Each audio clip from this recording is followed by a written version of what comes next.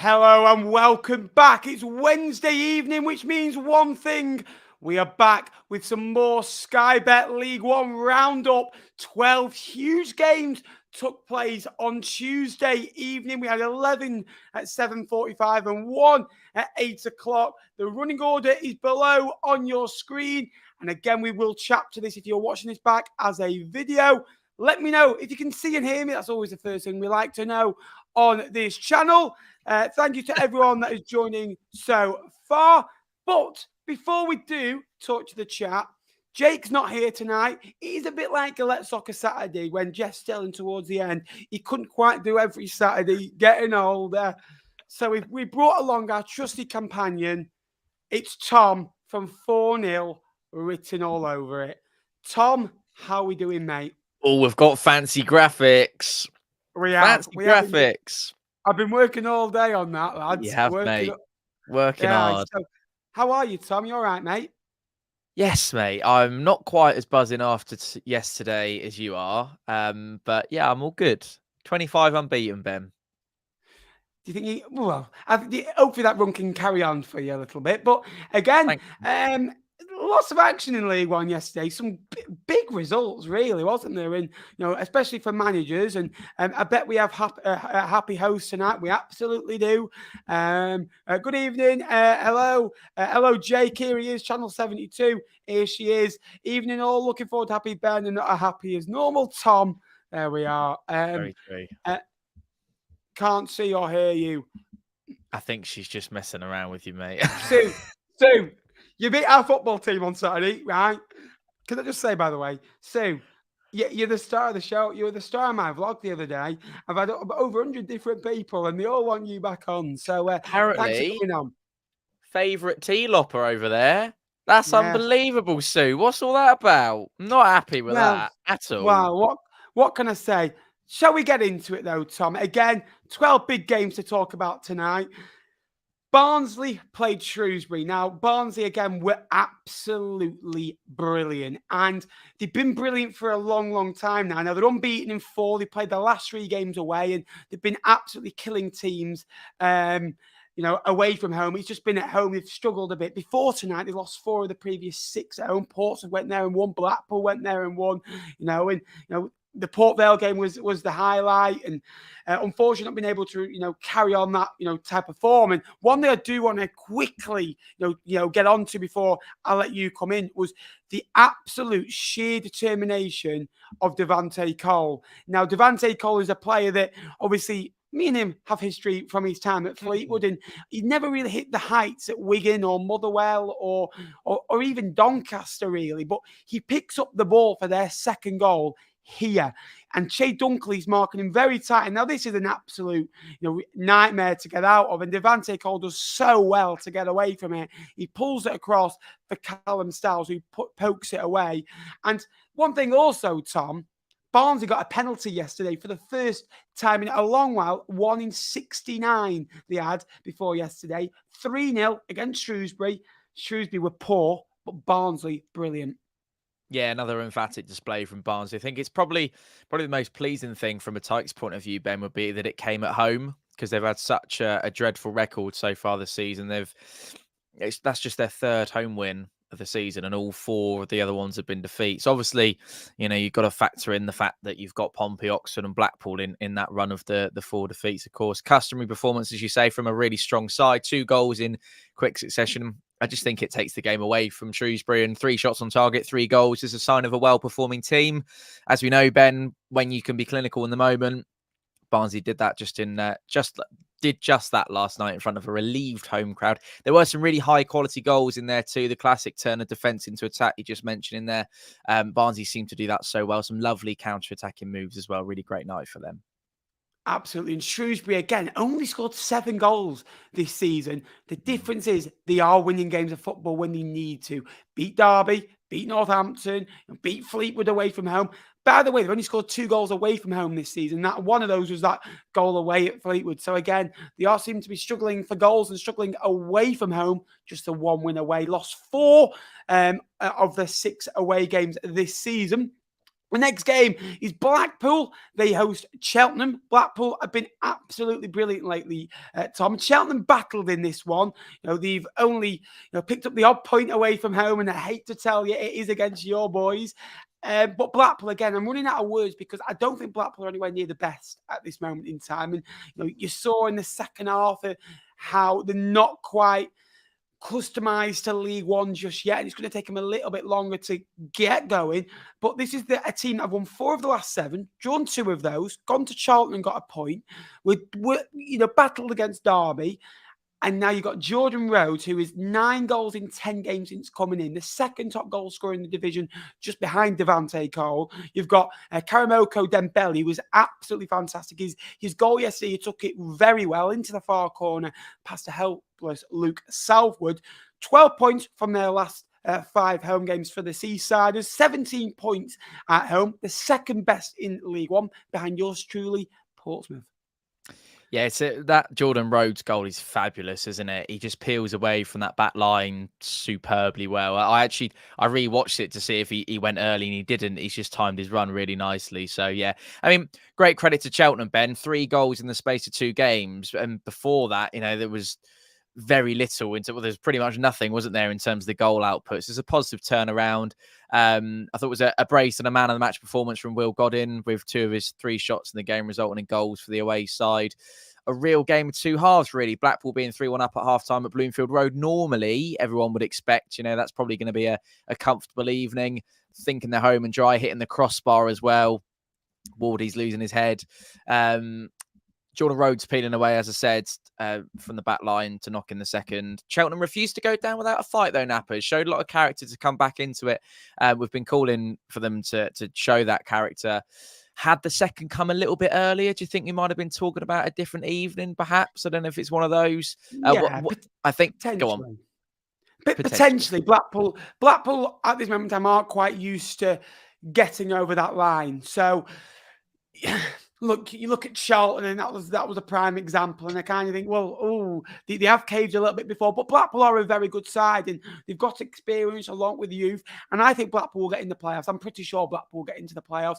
Keeping Jordan Rhodes is huge. They need to get Kyle Joseph fit, because if they can get Kyle Joseph fit, they will have 2 strikers that I think will go and get them 35 goals. Rhodes will go and score. He's at 9 already. If he stays to the end of the year, I think he's going to get another 10 to 15 minimum. That'll be his goal now. And Kyle Joseph can hopefully add 10 goals to his tally as well. Good win. I'm happy for him. He got a couple of goals last night, scored 6, while at Torquay last season. He obviously joined the Robins in January. Only a 0.47 expected goals for Cheltenham. Bristol Rovers, they played Stevenage. I kind of think Joey Barton against Steve Evans was the highlight. It's going to cause drama. Now, for both goals, both could have been disallowed. The first one, a cross comes in, Cox comes out, drops the ball, big goal Reedy, as Matt Farley would say, scores his 9th goal of the season, only scored 10 in the entirety of last season. So number 9 for him, now chasing down that double figures. And we've seen players come into, from League 2 to League 1 and start really well. You look at your non-bays of last season as well, and Reedy, he's following that pattern. I don't know if you saw the goal. Did you think it was a foul on the goalkeeper? I thought, if I'm honest with you, the goalkeeper needed to be braver and needed to be a bit tougher. I thought, not a foul. And I kind of said Cox is a good young goalkeeper who will make mistakes. I never thought James Belshaw should have been, dropped the entirety of that squad. Belshaw doesn't drop that.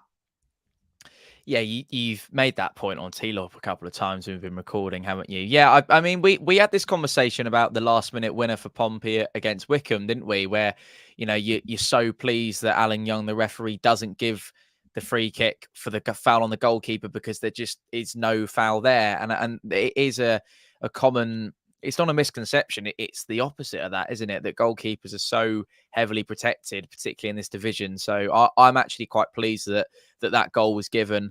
I think bar a mix-up defensively, which led to that Stevenage goal and a 5-minute spell between 70 and 75 minutes from the away side hitting the post. And did you see the Route 1 move as well, Ben, that nearly came off? Yeah, I thought that was a little bit of a heart-in-mouth moment if you're a Rovers fan. I think Bristol Rovers had pretty good control in this one. They seem to have got better at doing that at games at their place this season. The big question, of course, and I know we're going to come on to it, we've even got a few Jamie Carragher style stills, but does it hit John Marquis's hand is the big question, Ben. So let me just stop it there, as Carragher would say. Now, for me, obviously, you can kind of see Stevenage's shape, 4-2, kind of 3-1. And then Bristol Rovers obviously overloading, looking to get back into the game. Again, pushing high, as you'd expect, under Joey Barton. For me, Dan Butler strikes the arm of John Marquis. He's literally next to him. He is literally next to him, but it is handball. One thing, obviously, in the middle of your screen there, Chris Martin in the middle to shoot from that range to lob Ashby Hammond from that distance is unbelievable. And for that goal to be disallowed, it'd be absolutely gutting. But unfortunately, it's cost Stevenage all 3 points because it should not have been given because it is handball. His arms are out. He's erratic. And again, it's a brilliant finish by Chris Martin. It's his first goal for the football club. Scored 5 goals for QPR last season in the Championship. He's obviously done it at Derby County. But for me, it is handball, and it's two controversial decisions. And you could both say, well, it's levelled it out. Steve Evans asked for VAR, 10 days ago against Blackpool. You're not going to get that. You made a great point on Teed Up a couple of weeks, full-time referees, which I'm totally on board for. I'd be so annoyed if I was a Stevenage fan because that could make... I don't think Stevenage are going to have anything to worry about relegation-wise, but that could have huge consequences at the end of the season. Do you remember last weekend when they had that penalty that wasn't a penalty that could have gone against them? So we're not doing that because we'll offend someone. Well, Ben can. That's exactly what I was about to say. Yeah, it's the unnatural position. Whether the referee gives him the benefit of the doubt, Ben, for the close proximity of that one, I don't know. It's next to him. It's 2 yards out. So it's like... But by the letter of the law, if it strikes his arm in an unnatural position, he might as well be flying in the air, do a parachute jump. Like, his arms are that out. Yeah. So, is he going to stop the ball with his arm? Is he trying to make himself as big as he possibly can to stop the ball? Yes, he is. It is very hard to see in picture motion, isn't it? Really. I've watched the highlights back 3 or 4 times of this game and cannot get my head around it. I really can't. And I didn't want to listen to either the interviews of the managers to get their thoughts into my head because Joey Barton did that enough when I was at Fleetwood, fed me stuff. And, you just believe it because how Joey Barton speaks. It's like kind of you sit down and you listen. And same for Steve Evans, really. But look, I kind of think over the course of the game, a draw was probably the better result. But Stevenage are looking impressive. After a bad run, they're still playing quite well. And Stevenage probably should have conceded a penalty the other day. Again, maybe. I always think it kind of does even itself out at the end of the season. We'll go to Cambridge now. Cambridge 0, Portsmouth 0. And let me guess. That's it. Move on. We're going to talk about another refereeing decision. But before we do, big moments in the game. Colby Bishop having one blocked. Bennett with a massive block, absolute massive block to deny Colby Bishop, who should have scored 3 the other day. And when Colby Bishop does get chances, he will start to bury them out. I'm very sure on that. Cambridge 8 without a win. Drawn 4 of those. However, in that run, they've drawn to Port Vale, Derby, Portsmouth, and Shrewsbury. So it's not all bad. They still take a point off good opposition. And the heart was there for them yesterday. The expected goals wasn't too great. Cambridge 0.41. You doubled that, 0.82. It was a typical Portsmouth game. And I tell you what, I watched the highlights, the extended highlights. You got a lot of late corners, and I was starting to think, here we go again. Connor Shaughnessy, not this time. Not this time, no. I'm disappointed you haven't got a steal of the penalty, Ben, because we were having this discussion in our group chat earlier on today, weren't we? Our friend Jake doesn't seem to think it was a penalty. I'm under absolutely colleague. Sorry, yeah. I'm under absolutely no illusion that that's a penalty. I don't even know who it was on Abu Kamara, but he gets absolutely nowhere near the ball. It's a tangle of legs. Yes, it is. Abu Kamara is playing the ball the whole time. He's nowhere near the ball whatsoever. Does he make an attempt to play the ball? No, he doesn't. I don't see why it's not been given, to be honest with you. But as I said, on the flip side of that, Pompey didn't do enough to win the game, regardless of whether it was a penalty or not. And ultimately, that falls at our door, and we have to be better. Yeah, I thought it was a Cambridge side that is very good on the press. I was very impressed by the defensive work. You mentioned the blocks there. Obviously, Fusion said to me outside the ground, he said, the longer it goes on being 0-0, the better that is for Cambridge. And that was completely the case last night. I'm just happy to kind of draw a line under it and go, let's go and beat Reading on Saturday. I think we look leggy. A couple of injuries now means we haven't quite got as much firepower to add on. Yengi was introduced a little bit too late on, in my view. Could have impacted the game really well in those last 20 minutes. But, mate, my massive overall emotion really would be massive credit to Cambridge, because despite our dominant performance in many ways, many different areas, you mentioned expected goals, to take 4 points from Oxford and Pompey at home this season is really good going and is a positive to take, despite what you're saying with no wins in 8. And I'm going to ignore that comment completely. I don't even want to mention it, because yes, I am a little bit concerned. He's not mentioned because he is concerned. Again, keep the comments coming. We will answer them as well. And please like the stream as well. That does help out. More than you all know, Carlisle United 2, Burton Albion 1. It all started off with a Helm goal, an absolute brilliant goal from that man. 2 goals to assist in a Burton shirt this season. First loss in 8 for the Brewers. Again, 5 wins, 2 draws. Won the last 4 under manager Dino Manria. And talking to Dino Manria, welcome to the FDFC Nappers Twitter page. You gave us a little follow the other day. Thank you. Did he? 2 League One managers. I've had Dean Holden and I've had Dino Manria. So, again, there you are. However, Carlisle did get back into the game. A Gibson goal, big goal Gibson as well. We talk about big goal. Reedy Gibson scored a hat-trick away at Bolton again. Scored a late goal against Peterborough and again got the goal to equalise against the Brewers before Joe Garner, so many times on big occasions has he scored goals. Scored one of the biggest goals in Fleetwood Town's recent history with that equaliser against AFC Wimbledon in April 2022. And he's done it again. Joe Garner pictured there, the number 14 for the Cumbrians this season, scored 3 goals. The 88th minute yesterday to rescue 3 points, giving them 2 points extra. The 90th minute against Stevenage away, where this picture is taken, in a very colourful away kit. It looks like a bus seat, actually, to be fair, to rescue a point. And then also scored in the 96th minute to rescue a 2-0 win over Shrewsbury. So again, big goal Garner. Absolutely huge for them. Carlisle have been improving of late. They only got 2 points from the first 5 coming against Wigan and Fleetwood at home. And when Moxon scored in both. Since that, 12 points from 10. Second win at home all season. Very, very impressive. Yeah, fantastic result for Carlisle. I think probably their best performance at Brunton Park this season by a long way, Ben. I thought they were absolutely brilliant. We've spoken at length, actually, haven't we, about how well Burton have been doing recently. I remember it was a topic on T-Lop over the weekend. This looks like a really off night for them with 0.2 to XG all game. I think it shows that, and you've mentioned Joe Garner and you've mentioned Jordan Gibson there, Owen Moxham, when they're all firing last night as they were, Carlisle can really punish you. And that's exactly what they did. I thought it was really encouraging win, and hopefully they kick on, because I really like Paul Simpson, Ben.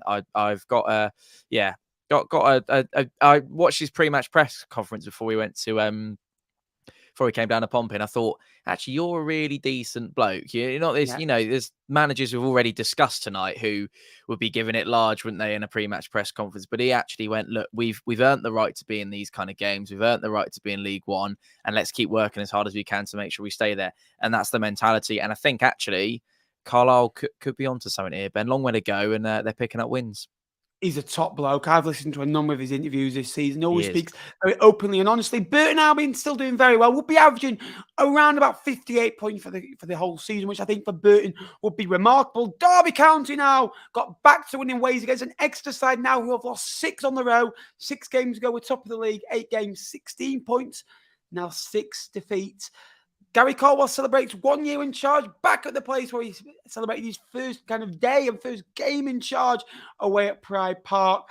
Defeats, away at Oxford, Charlton losing 4-1, Northampton at home losing 2-0, Wigan at home losing 2-0, losing against Derby, in that run as well. It's worrying. They only scored 1 goal in that time. Lost, 9-0 to Reading in the Papa John's, lost 5-0 to Arsenal's Academy, did beat Leyton in the Cup. Obviously, being a fan-owned club, it's very, very difficult. But Gary Caldwell has done a remarkable job in the circumstances. They did lose 6 in a row last season. Bit worrying for Exeter, but for Derby, much better. 5 wins, 3 draws, 2 defeats. However, the one reason we are questioning Paul Warne is the style of play, and they weren't getting results. And to play that way, you've got to get results, which they did, though, yesterday. Yeah, we spoke over the weekend about Paul Warne, didn't we? Buying himself some time with this result, perhaps. And I think we were all expecting a result of this kind of nature. Yeah, I think with Derby, Ben, and it's certainly probably one of the best Derby showings so far this season. But it feels to me like they're going to go crisis moment, let's respond, and then everything will kind of fizzle itself out, and then have another crisis moment, and then respond. And in a minute, someone's going to have to make a decision, aren't they? Because yes, they were at their absolute best in terms of this season in League One yesterday.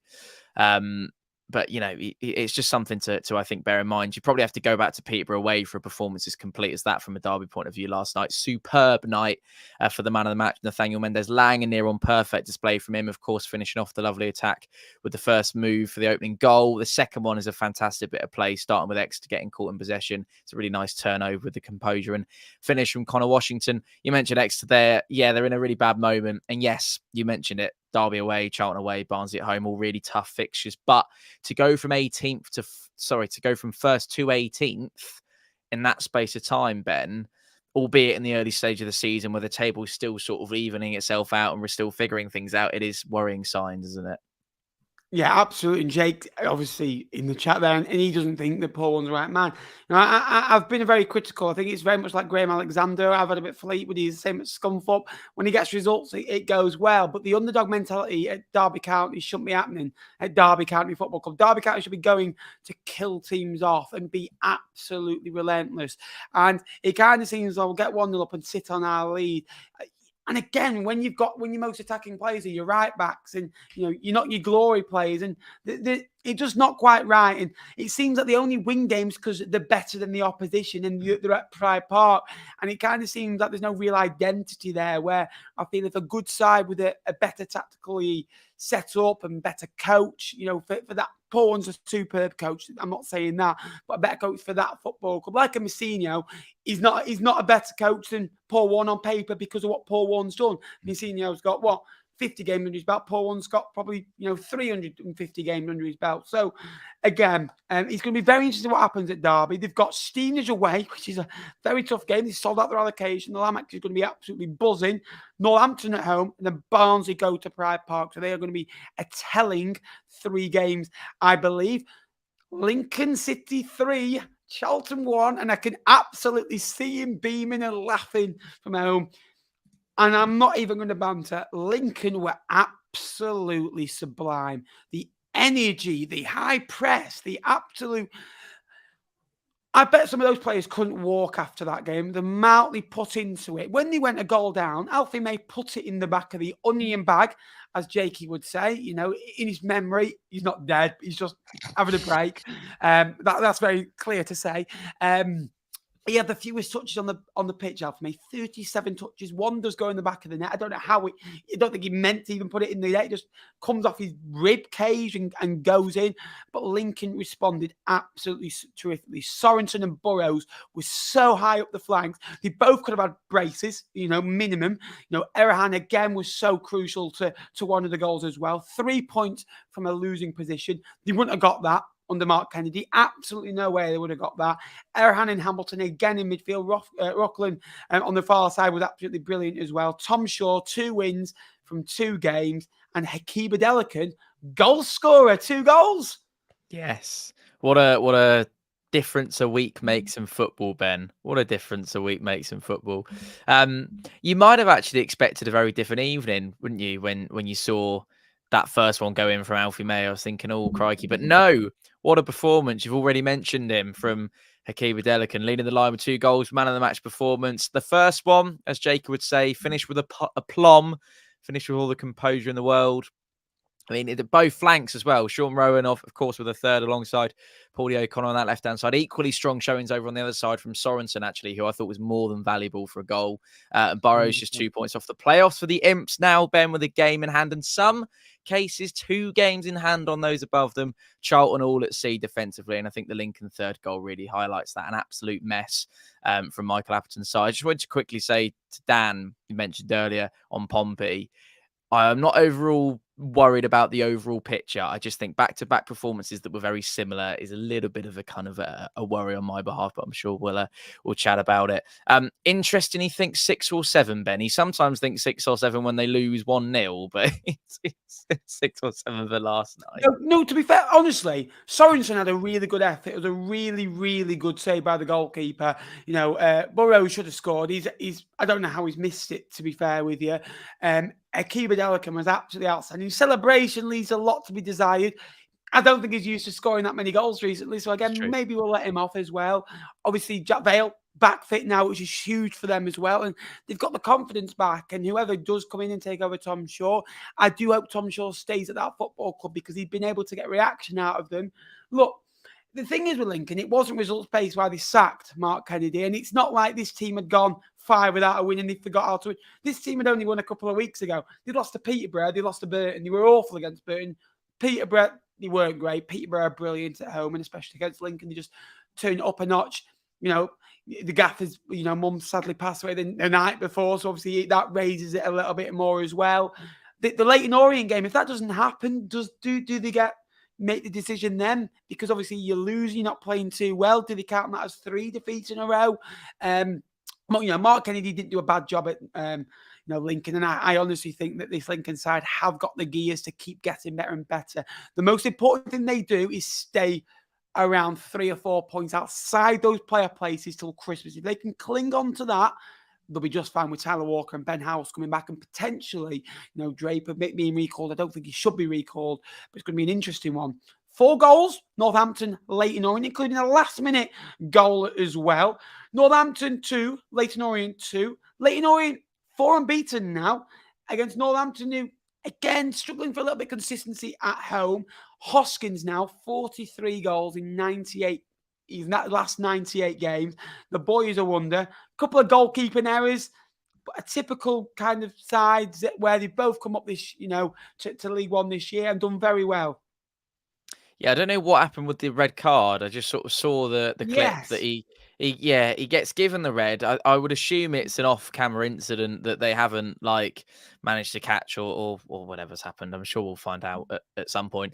Disappointing night for Northampton. You said plenty of times before on here, Ben, they're always very much in games and they very rarely miss out by more than a goal or 2. You mentioned Sam Hoskins there. He does so well to completely turn the game on its head after the break, after going a goal down in the first half, which is dreadfully defended, as we mentioned before we went live, and the keeper for me has to do better. It's a tidy little finish nonetheless. It's a definite penalty for me as well, I think.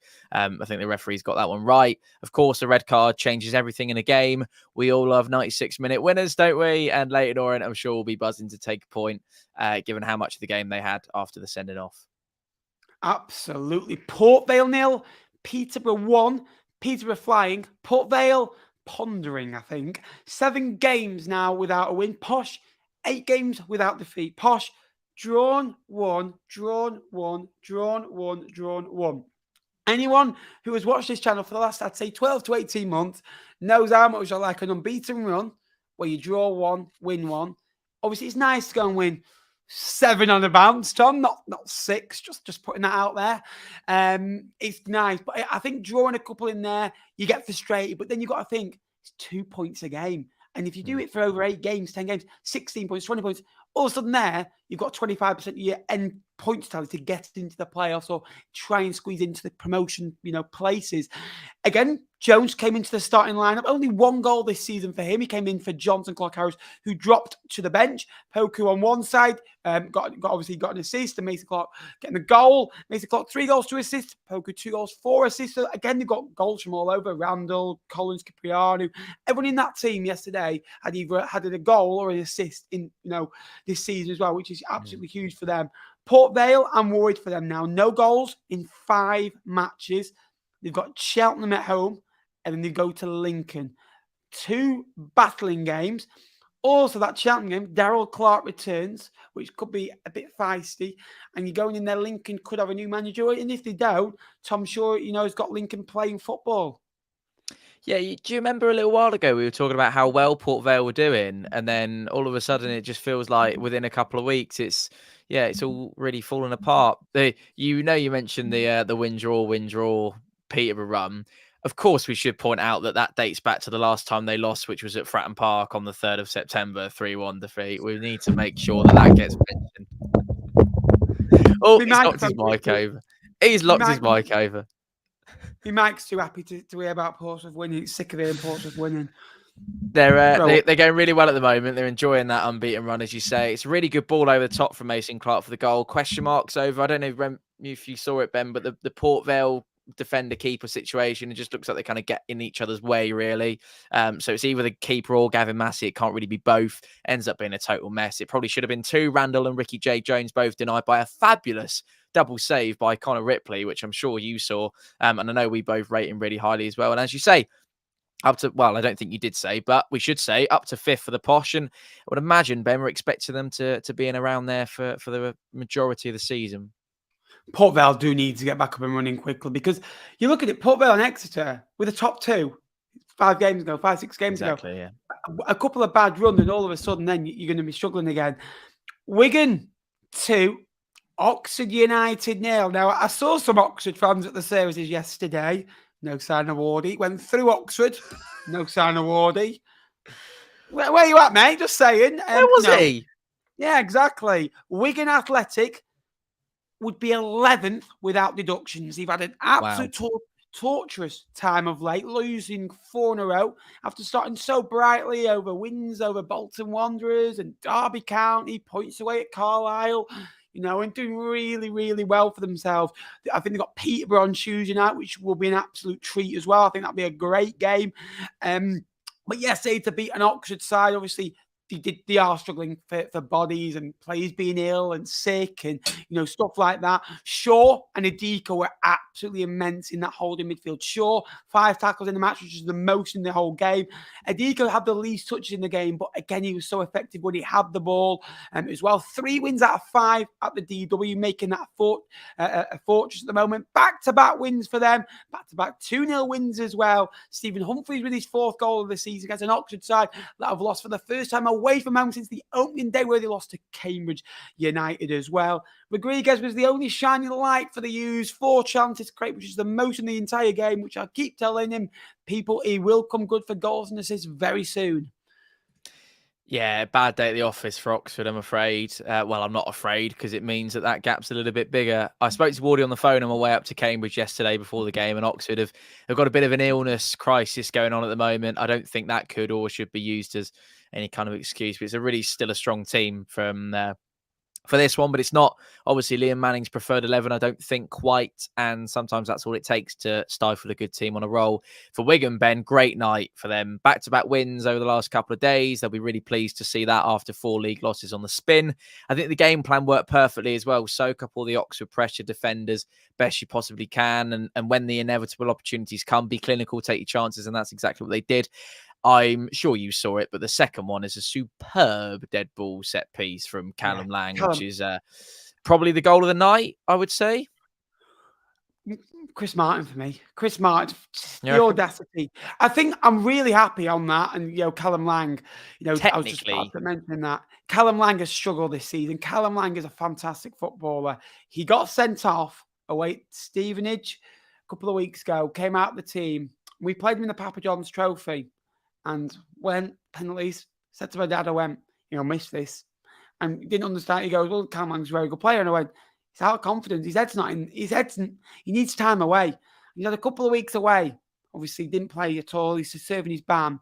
He was immense last night. That goal again, I can see Callum Lang going on a real run now, and that will help Wigan's performances going forward. And to be 11th without the deductions, it just shows you how tight League One is, because they haven't really moved in the last couple of weeks to go for 2 wins, because teams obviously get results, and Fleetwood obviously got a result yesterday, and Cheltenham got a result the other day, and it kind of all pickles to one. Shrewsbury got a result, and all of a sudden then you're chasing, and Callum Lang will come good. Callum Lang is too good of a footballer not to have an impact on Wigan's survival. The Wigan will stay up by 10 points minimum. I'm absolutely sure on that.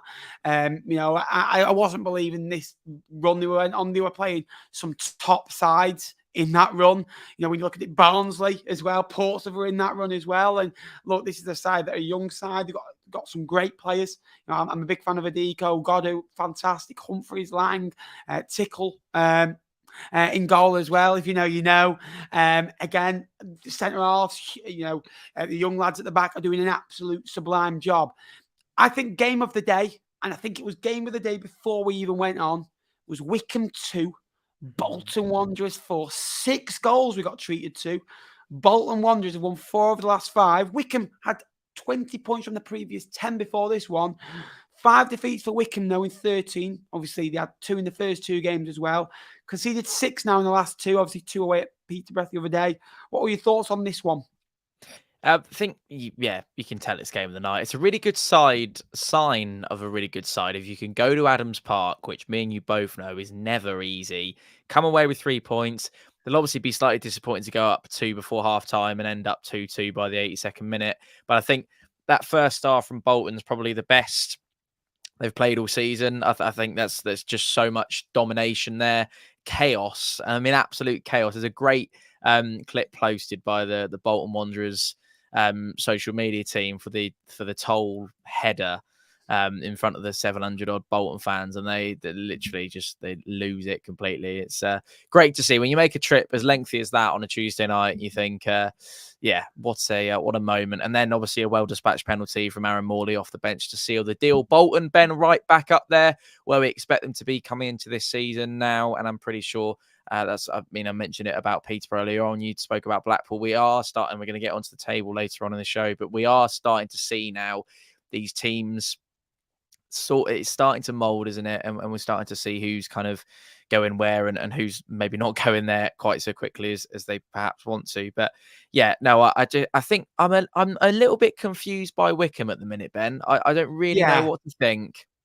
To go away at Fleetwood and win 4-1 and not really a point away at Peterborough is a good result. If you get someone at Peterborough, I don't care what you're doing, it's a great result because Peterborough will get over 40 points at home this year. And 40 points doesn't sound a lot. It's nearly 2. It's about 1.8 points a game. You get 40. 46 is 2. It's absolutely sublime. Plymouth did it a few years ago, finished 7th.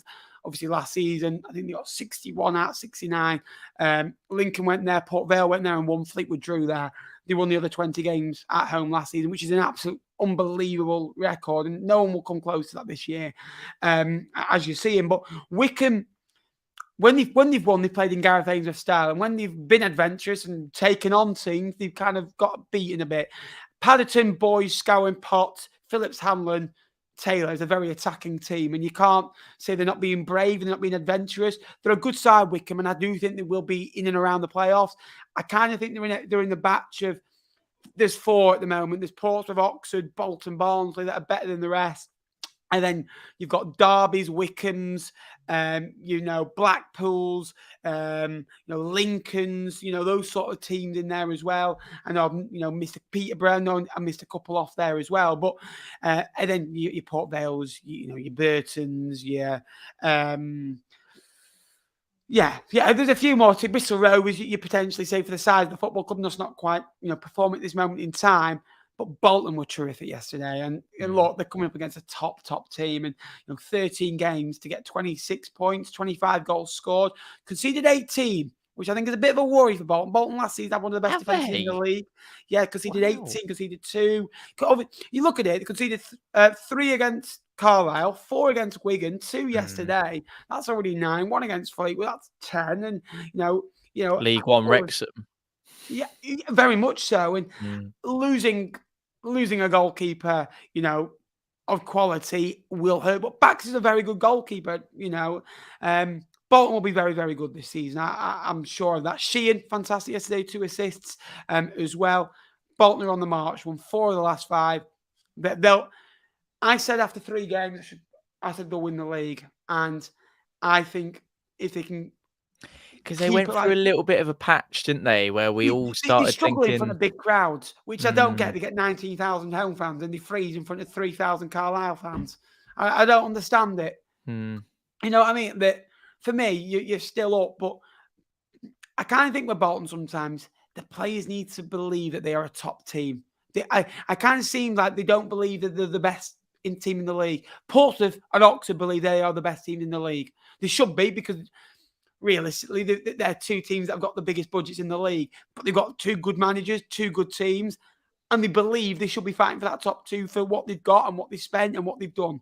I'm not mentioning budgets at all, but they've done very well. Bolton, I kind of seem a little bit lesser than Derby, but a bit of an underdog mentality sometimes. And it kind of feels like, well, believe you're a top team. Believe you can go to places like Wycombe on a regular basis and win. It kind of felt 50-50 yesterday. Hmm. Do you know what I mean? And that's absolute fair credit. I don't know what you think. That's fair credit to Wycombe, but it kind of feels like when Bolton are playing these games, even against Wigan, it felt 50-50. It's like, well, Bolton are at home. They lost, obviously, but Bolton don't give me that fact where I can trust them every week to put them down to win at this moment in time. I think a massive part of that is the goals against, though, isn't it? Like, Yeah. if you're conceding so many, you never game. Exactly. You're never gonna give yourself a mountain to climb every time, aren't you? I mean, case in point here for the game last night. You're looking at it. If you're 2-0 up, cruising away from home. Oh, here we go. That's what a lovely comment that is. What a man. When you're 2-0 up and you're cruising away from home and end up at 2-2, as I said, on the 82nd minute, you've got to be thinking, where's the resolve there? Like, where are we? I mean, case in point, we did it when we went away to Barnsley. That was, you remember that game, 3-0 up in 15 minutes and ended up like squeezing our bums, thinking hopefully this ends 3-2 and they don't go and score a last minute equaliser. So maybe growing pains in a new season. There's probably even more so with the expectation to get themselves up as well. Obviously, something coming so close last season, and perhaps probably on a, if things had worked out slightly different for them, we could have been talking about Bolton in a completely different division, couldn't we, with those playoff games and the way they went in the end as a result. So, we'll see with Bolton. Obviously, still a long way to go, but they are much more in and around there as I thought they would be. I think they are right on the right track. I believe Bolton will go up more than they did last year. In the playoffs, it kind of felt like they never thought they could go up. Like against Barnsley, they were very flat. I'd go to far as say that was one of the worst performances of the season in that second leg against Barnsley. They're much better now, and Ian Everett's done a very good job. We're 11 games in, 12th game of the night. 1, Fleetwood Town 2. My God, this football club is going to absolutely. It's taken years off me. I'm going to be honest with you. Unbelievable. Reading, first loss at home since the opening day of the season, where they lost 1-0 to a Kawamo Poku goal. Lost 1-0 that day. Reading yesterday, 4-4-2, as you'd expect. Smith, Ballard up front. Ballard on loan from Southampton, getting them side back into the game. And honestly, in the first half, I was starting to get worried, to ring the police, because there was an absolute murder on that football pitch. Now, expected goals, we've mentioned it quite a few times, and I've ring the police. It's the most pointless. Expected goals is the most pointless stat sometimes. It really is. And I watched that game with my own eyes, and Fleetwood Town with a better side in that first half. They had 7, possibly 8 chances to score. Reading had probably 1, and they were miles the better team. Absolutely should have been 3, 4, 5 up, and but Reading stuck in it. And I said in my video, it's a type of game. It really is. Fleetwood Town don't get 3 points on. It really is. And as soon as he scored, Reading upped it and were absolutely brilliant for about 10-15 minutes. Lewis Wing was an absolute pain, brilliant. Savage in midfield. Kamara and Nibs an absolute handful as well. Smith wasn't at his clinical best, but now Reading have lost 4 games in a row due to a Josh Vale 90+ second minute winner. The ball fell still.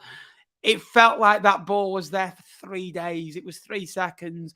Vela puts it away, and I said, obviously you know about more than anyone. So you say stuff in the heat of the moment when something happens, and I went, it could defy our season. Someone went, 14 games into a season. I said it a couple of years ago, and I went, I think it was when we beat Rotherham around Christmas and scored in the last minute. I went, that goal will keep Fleetwood Town in League One. That's the first time I thought we could get out of this. We could get out of this. Huge win. Josh Vela's second goal for the football club. He's taken on some stick in recent weeks. Third win. Both away wins this season come on Tuesday nights away from home. Get in 2-1. You know, it's a good win when you watch a Napper's video on a Wednesday morning and you can't stop smiling the whole way through. I just wanted to reach into the screen and just give you a massive hug and say you've gone all that way, travelled all the miles that you have, got home at what time this morning? So I got to Fleetwood about 3:10. I got to mine about 4:20. But my tweet somehow, I put my tweet out at 4:45, didn't tweet out till like 6:30. So I didn't get home at 6:30. I got home at 4:20 in the morning, which didn't get to sleep till about 4:15 because I was still on cloud 9. But I got up at 10 researching for this show, but I'm absolutely buzzing today. Connor T was excellent on his debut as well. I think that deserves a mention as well. And if you've watching this at home tonight and you're thinking these two are a little bit quieter and less exuberant than they normally are, I was up editing at 3:00 this morning as well. So Ben's had a long night. I've had a long night. But yeah, I mean, it's what you do, isn't it, for the footy? I remember you saying it in your video as well. You go through the pain. You lose the what did you say, that the bad ones really hurt, but then it's all almost forgotten about in the moment, isn't it? When you're celebrating that last minute and you hear the boys in front of you going nuts. Someone picks a corner flag up. The referee's going, calm yourself down and get back on the pitch. Junior, there's a clip. Junior absolutely. Did he stack it? Yeah, he literally. Can I just say, by the way, Boston Lowell, right, scored the goal, head injury, right, at 1-0. I'm thinking, crap, he's out. All of a sudden, runs like Usain Bolt. All of a sudden, there's about 6 of my mates who are next to me. I'm like, where have he gone? Run underneath the blanket to go to the away home fans and go, Concert's still unbeaten under Lee Johnson, be warned. Ownership at Reading is a worry. That has to change. Dai Young, what he's doing to their football club is not acceptable. And Reading are a good football club, with a great stadium, a great history. And I kind of said yesterday in my video at the end, and I didn't want it to come across the way I did. I don't care what's going on at Reading Football Club. Fleetwood have won. I do care what's going on at Reading Football Club. What I mean by that is Fleetwood have still gone to a place like Reading, who have still got a very competitive squad for that level, and won. So I've got ultimate respect for Reading, and that squad is a decent squad. Ruben Sellers sacked in the morning. They were starting to sing. You obviously have connections. Try to take your Portishead away. Could you see a change there? Because I can't see them letting go, really. I would love it if he got sacked after losing to us on Saturday. That would be hilarious. I know you just said take yourself away from it, but on this occasion, yeah. Oh, yeah. See, I thought you'd be on it with them storylines in League One, Ben. You love all of that kind of thing. Or Ruben Sellers wins 1-0 and ends your unbeaten run. No, we're not having that. Absolutely not having that. No. I mean, it'd be typical if it did, but well, I'll put the question to you. If you're a Pompey fan, sat here thinking, it's not been great for 2 games. We're going to Reading on Saturday. Would you be going there brimming with confidence? Yeah, you Port Football Club, you're top of the league. You're unbeaten. No, given what you saw. Given what you saw. Yeah, this is for me, I don't look at yourselves. You're top of the league. You've proven that you're the best team in the league after 13, 14 games. Forget the opponent. Respect them. Look at them. Port Football Club should be beating everyone in League One. They should be. You go to Peterborough, it's not, you'll lose there potentially. You could lose to somewhere like Barnsley, you could lose to Bolton, and that'd be all right because they're not too far behind you. But Portland Football Club should be getting out of this league and not be going to Reading and thinking, should we win? Should we be worried after one bad result? Bad result away at Cambridge, which is a tricky. You only just won there last season 1-0 as well. I think that was a header from a corner, was it, as well, if I remember rightly? Or was your mate Colby Bishop as well? Set piece masters. Portland Football Club should be going there and playing just the normal game. You play with wide, expansive wingers, get the ball into the box, you'll win that comfortably. I just hope things improve for Reading. I really do. Before we come on to the table, thank you so much, Harry, for the support. That's a lovely comment. I really appreciate that. And up the cods and all that. So happy for Ben after Saturday. Thanks, Sue. Appreciate that. Bolton need better strikers. Colby, I'm not Colby Bishop. Dion Charles, I get them two mixed up. They're both lethal and probably two of the best three strikers in the league with Johnson, Clark, Harris. Adebayo, obviously, he's very good. After that, I potentially think you need a third. Dan Alundu, I don't think quite cuts the mustard. Cameron Jerome, not for me. We've had a horrendous set of injuries of late. Bolton players coming back and hopefully a settled team. George Thomason again, great goal yesterday. Hope Portsmouth lose. There you are. That's for you. Thanks, Jake. He has to go. Sellers is out of his depth. He's a physio, not a manager. We can't get him out as we can't afford to pay off his contract. An appalling situation for us to be in. Portsmouth will batter us.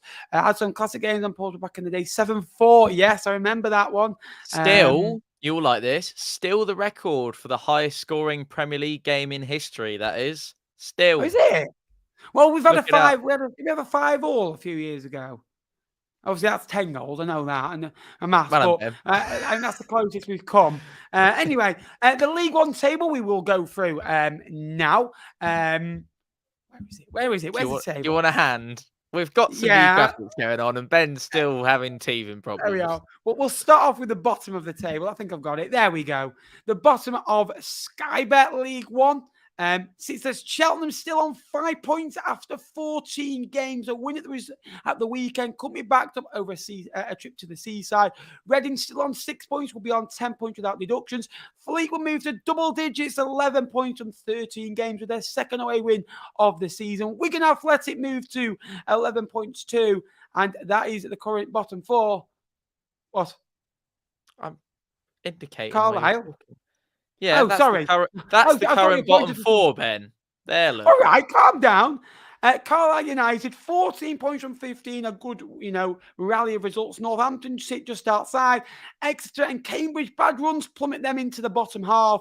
Bristol Rovers still in that area where they were last season, looking for some inspiration. Shrewsbury lack goals, 7 scored, half a goal a game.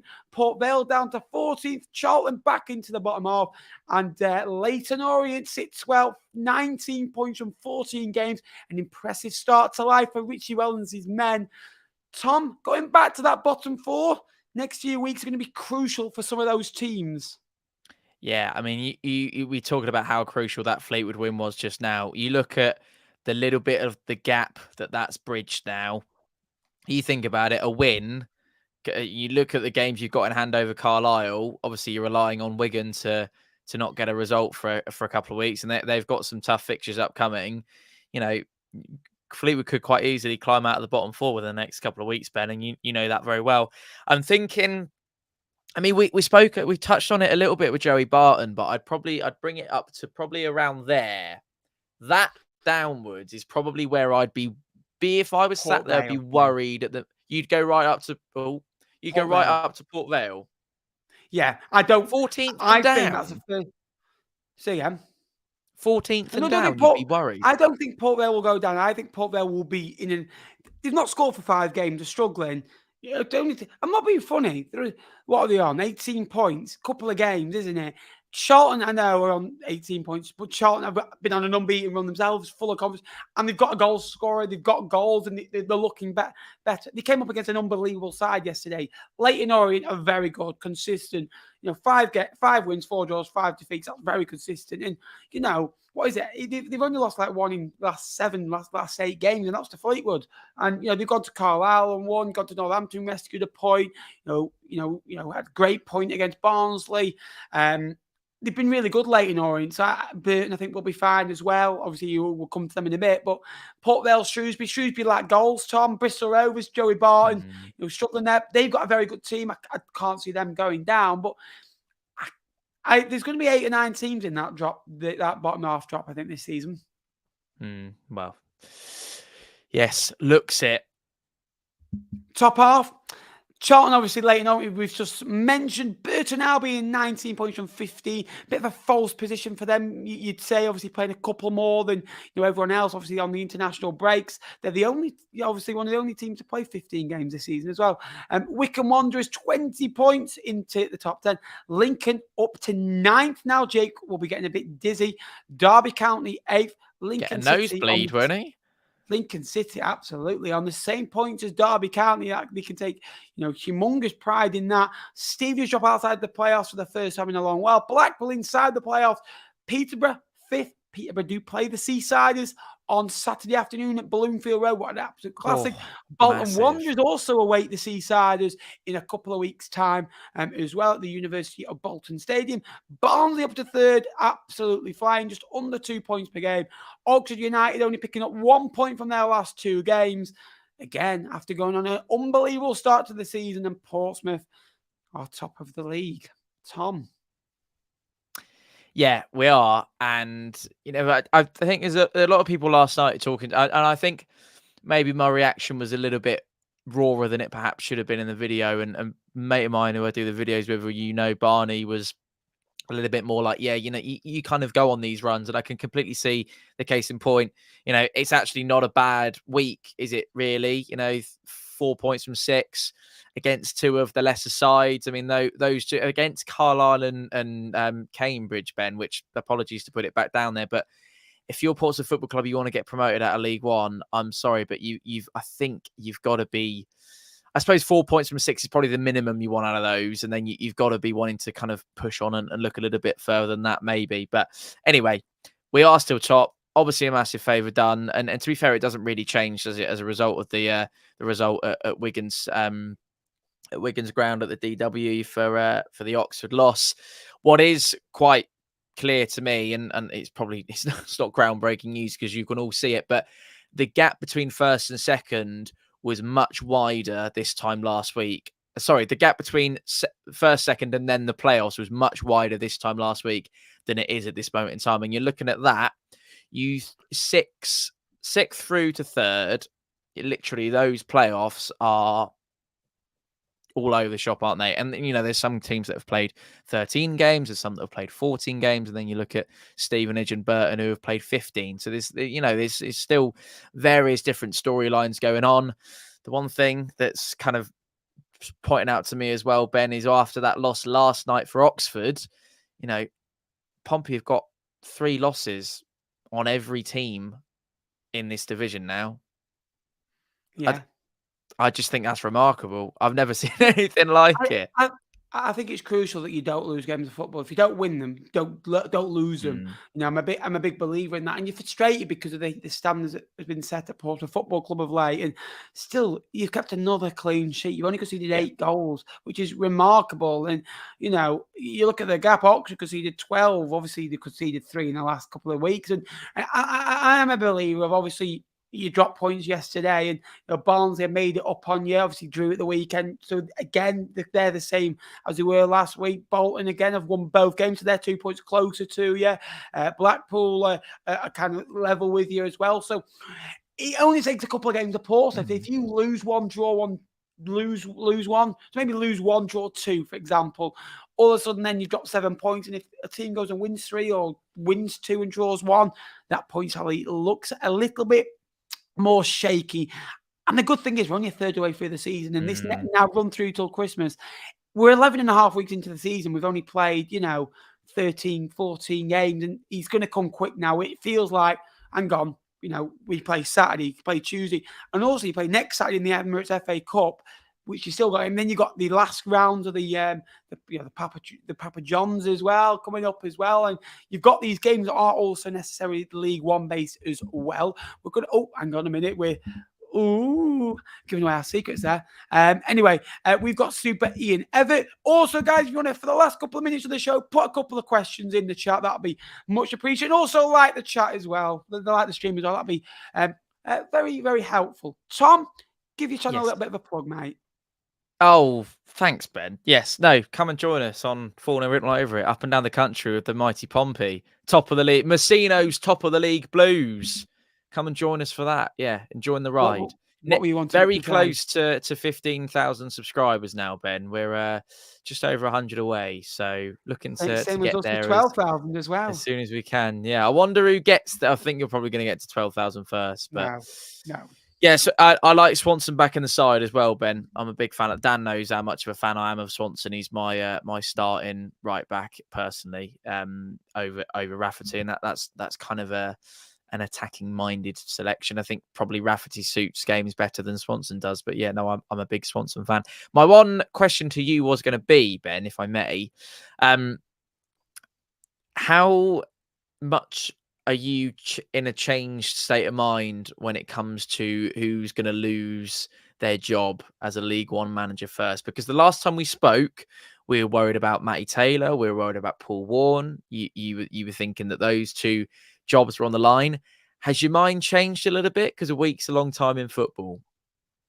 Gary Caldwell would be the obvious, but I don't think he. I think he.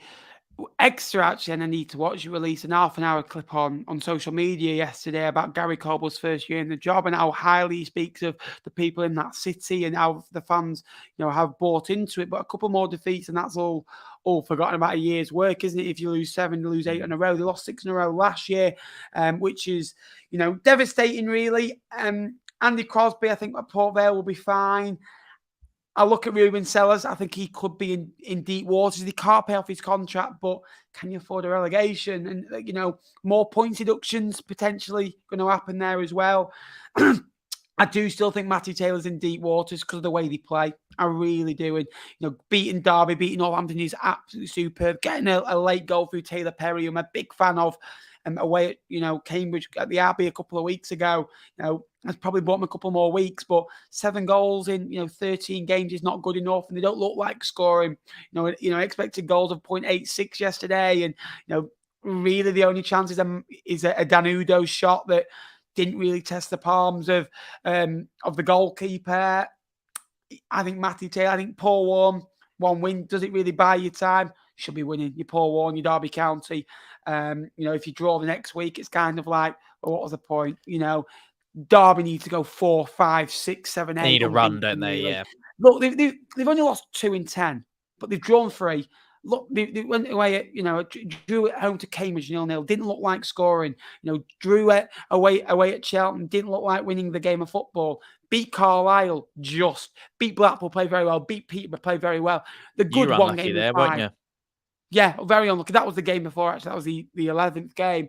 But the good one in 5. And that Derby County should be good 1 in 2. And the other game that you don't lose. Portsmouth are like that at the moment. Bolton are like that at the minute. Barnsley are like that. Oxford are like that. Derby County are nowhere near that for at the minute. Absolutely nowhere. I know they've had injuries.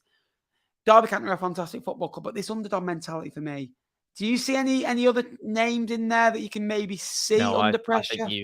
I think you've covered it there. I mean, it's not, other than the clubs that have already pulled the trigger and changed the management. I don't think there's a. Can I just give a massive shout out to Preston North End, Ben, who went 1-0 down earlier on, and they've come back and they're currently winning 2-1. I won't reveal who it's against, but big turnaround up the Preston. Absolutely. Again, so Tom, thank you so much for joining me. A fun-filled hour. We've kept it to an hour tonight, which I think is quite. It was good. It was very good. Again, if you had to look through it, result of the night, I think you'd be looking, for me, Carlisle winning against Burton. That could be huge for their season. Fleetwood away at Reading, I think, is huge. But for me, I'm torn. I think Bolton winning away at Wycombe is absolutely massive, and that probably is. Wigan beating Oxford is good, but for the importance of it, I think Bolton going away at Wycombe and winning that game of football. Wycombe are a good side, a top side, good form, 2 points a game in the last 10 games, which is always good. Bolton scoring 4 away at Adams Park is they lost their 1-0 last season. Struggled in recent years against Wycombe. Wycombe went to Bolton and won there a couple of years ago 2-0. I actually went to the game. Bolton for me. Yeah, no, I think I'm in agreement. I mean, it's the same as the weekend, isn't it? Where we had like plenty of results to choose from. I know I was on result of the weekend, and I can exclusively reveal here on the Cods Vlogs League One Roundup that the boys will be receiving the games that they've been appointed to for this weekend's T-Lop tomorrow morning, which is all very exciting. Ben's already mentioned it in the what we were talking about there. You look at that game there, Peterborough against Blackpool. I'm sure Ben will be delighted if he gets called up for that one. We'll have to wait and see who gets the nod on that one. I might make a last minute substitution. But no, I'd agree with you. I go for the result of the evening for Bolton Wanderers. Absolutely. And next Lincoln manager, I think Chris Cohen's been Jake's radar. I don't think Danny Kelly's put in. Did you see the message? No, he said it. Did you see it? He's having a moment where I keep thinking I want Uwe Rosler back every day. Every game that we don't lose, I want a big German manager we had 7 years ago back. For me, come on. No. I think Chris Cohen will be a very good appointment. If you got someone to help him out, very experienced, I think would help. Tom? Do you think there may be a shout for them to stick with what they know? Potentially. But It's been a good week. It has, but he said it to me again, 2 games isn't a season, is it? Do you know what I mean? No, it's not. But normally in the interim period, we had it with Simon Bassey in January. I mean, you've had interim managers while you've been following Fleetwood all your life. Normally they lose every single game they're in charge for, don't they? The interim manager. And then all of a sudden, refresh with whoever next comes in. So, yeah, bucks the trend, but we'll keep an eye on that for you. Absolutely. And we're going to end the show here. Tom, thank you so much for joining me. Go and subscribe to 4-0 Written All Over. He's a very, very good lad and very good at what he does. And I'm so thankful for you standing in for Jake. I think you've done a good job. And again, the standard's been upped a little bit as well, which is always good as well. Tom, thank you so much, mate. Any final words? Play at Pompey. Thank you very much. And all the best to Portsmouth at the weekend against Reading as well. Thank you so much for watching. Subscribe for more League One content. A big over and out. Up the Cods and up the Sky Bet League One. Come on!